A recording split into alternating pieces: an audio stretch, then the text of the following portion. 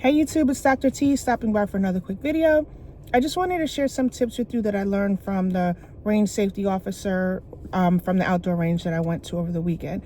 So it was this really nice older gentleman. He said that he was in, the Vietnam War. So he was telling me a lot of his war stories. And again, I tell you all the time, the nicest people are at the range.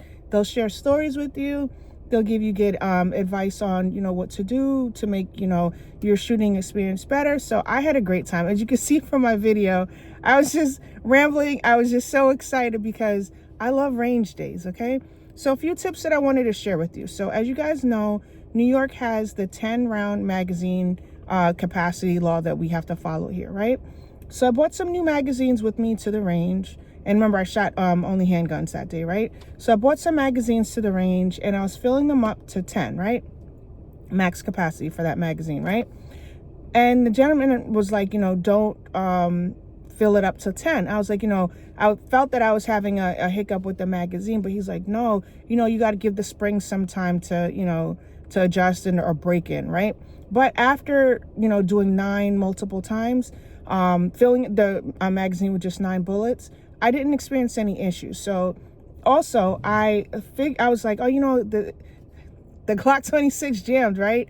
It didn't at all. So he's like, he showed me, I was limp wristing, how to correct that. He also showed me just better techniques. And I wish I was able to film it, but for whatever reason, my tripod wasn't working right. I couldn't get a good angle, but I had a blast. So when you're at the range, those are for, this is for new gun owners who may experience some of the things that I've experienced or just want to learn something new, okay? So when at the range, when it's a new magazine, don't fill it to the max capacity. Do like 1 less, okay?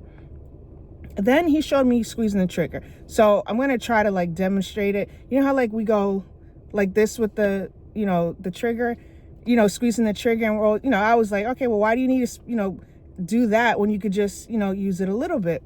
So the Glock triggers are not as easy as other triggers. There's nothing wrong with it. I think, it shoots fine or whatever, but it has a little more resistance than other triggers. So what I was doing was just using my finger, and I kept taking my finger out of the trigger guard, out of, off the trigger, and my shots were all over the place. So he showed me properly how to, again, just adjust my my grip and making sure that I keep my finger in the the trigger the guard, just on the trigger, right? Just keep it on the trigger. And you all know that the trigger has like a wall, so you can always feel where you can pause, and then when you squeeze again, then the bullet's gonna come out. So just reminding me the things that I knew before, but I got a little lazy and wasn't practicing. So I took for granted just using the fingertip versus like the full finger to squeeze the trigger. Then maintaining a proper grip. So I was shooting, maybe almost 300 rounds I was shooting at the range the other day. So I got a little bit lazy and my grip started loosening up. And I realized, like, look, this is a weapon in your hand. Like, you can't take it, lightly. Like, your grip has to be firm at all times. You don't have room, especially when you're practicing. There's no room for, slacking and messing up. Like, training is serious.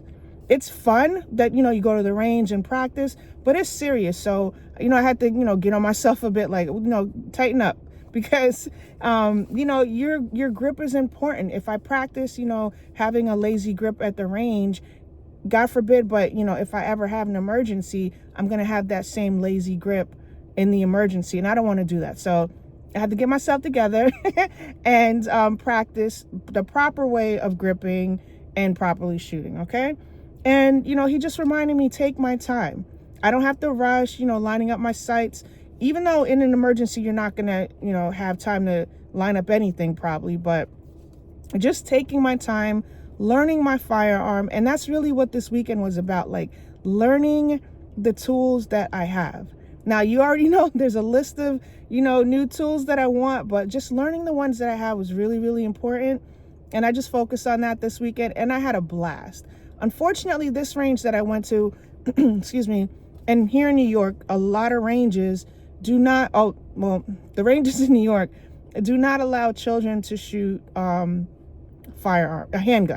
You can shoot like a long gun, you can shoot the AR-15 at certain ranges, but this particular range, they do not allow younger, if you're not 21 and you don't have a permit, you can't shoot the handguns at that range. So it was just, a different experience, just being by myself, and I had a blast.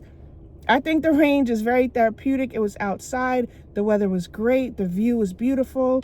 Again, I encourage anyone, if you have the opportunity to go to an outdoor range that has just like a beautiful area, go for it, do it. And it wasn't really pricey. This range fee was like $9. So I could see myself going back there because it is one of the cheaper ranges that I had to pay for. The distance was about the same, but the range fee was like $9, which I thought was cool, which is normally anywhere between like $15 and $30. So I thought that was great. And then the last thing is I use like, the 115 jacketed hollow point, right? For defensive ammo. And we all know the target ammo is usually like 115 grain. I shot the 124 plus P ammo. I was so surprised. Like, I was just like, this might be a little bit too much kick for me. And then I was like, next time I'm going to, pick up a box of like 147 grain just to see how it goes. But please let me know what grain you guys use for your defensive ammo, just so I can, maybe there's a box that you could recommend that I can try. Maybe I'll like it better. Again, anything, I'm just trying like, 124 grain. It doesn't matter the company. If there's another company that you feel like would be great, I'll try it. For whatever reason, I can't think of the Federal. I was using Federal. 124 plus P Federal ammo. And that thing has so much kick to it. But I had a great time. I was just like, I had one full box, and I didn't use the full box because I just thought, one, it was expensive, but I didn't want to waste the ammo. But I just wanted to, conserve it just in case maybe that's something later on down the line I might decide to carry, maybe in the winter months. But please let me know what you guys are carrying as far as like the ammo, the grain of your ammo, any recommended ammo that you think, I'd have a great time shooting. So that's all I just wanted to share with you, my experience at the range and some feedback that I got. Again, it's really important to just, go to the range, talk to the older guys who have experience and been shooting for years and years and years, because you'll be surprised on the wealth of knowledge that they can share with you. So, for all of you guys who are watching, thank you. Please like, share, and subscribe, and I'll talk to you soon. Bye.